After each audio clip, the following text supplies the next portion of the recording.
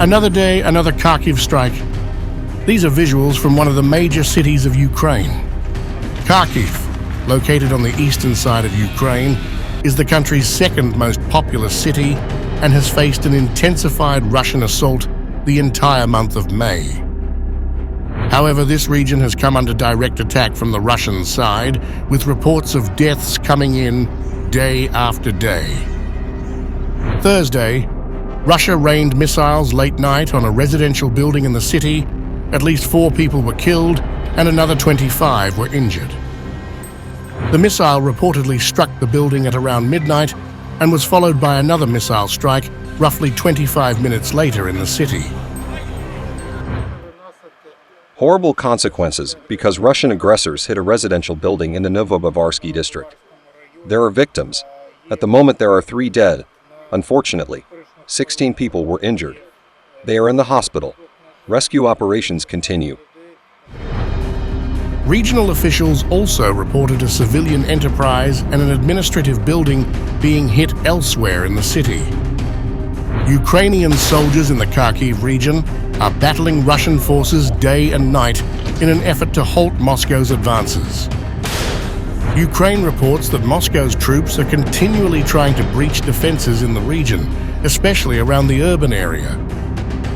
The top brass of the Ukrainian military said that Russian forces have been transferring troops to northern Kharkiv Oblast from other sectors of the front line, indicating that the region is currently a top priority for Moscow. Russia's newly appointed defense minister, Andrei Belousov, confirmed the update and said that Russian troops are advancing in all tactical directions, including in the Kharkiv region. He also said that Russia has pushed Ukrainian forces back by up to kilometers. Russian forces are displacing the enemy from their positions. Advancement is taking place in all tactical directions. As a result of our actions in important areas in the Kharkiv region, the enemy retreated 8 to 9 kilometers. This month alone, 28 settlements have been liberated. In total, 880 square kilometers of territory came under the control of the Russian army this year. However, Ukrainians also stated that Russia does not have enough forces to launch a full-scale offensive and break through Ukrainian defenses. Ukrainian officials alleged that the transfer of troops from other areas is due to 2 reasons. First, a shortage of troops, and second, Russia's desire to maintain the same tempo at the Kharkiv front line, as it has been able to penetrate Kyiv's defenses in the region. The Russian transfers to Kharkiv also resonate with Vladimir Putin's earlier statement about the Russian army's aim to carve out a buffer zone in Ukraine's northeast. As for what is happening in the Kharkiv direction, this is also their fault, because they shoot and, unfortunately, continue to shoot residential areas of the border territories, including Belgorod.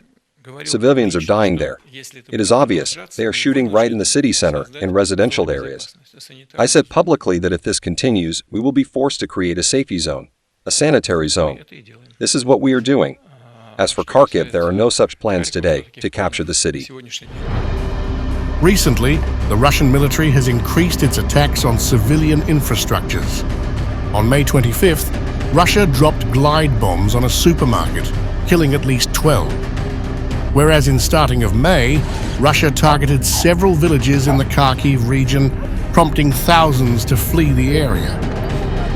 The pushback that Ukraine has received in the region has also been linked to the delay in funding from Western nations. If Kyiv had received weapons on time, the Russian forces could have been stopped much earlier.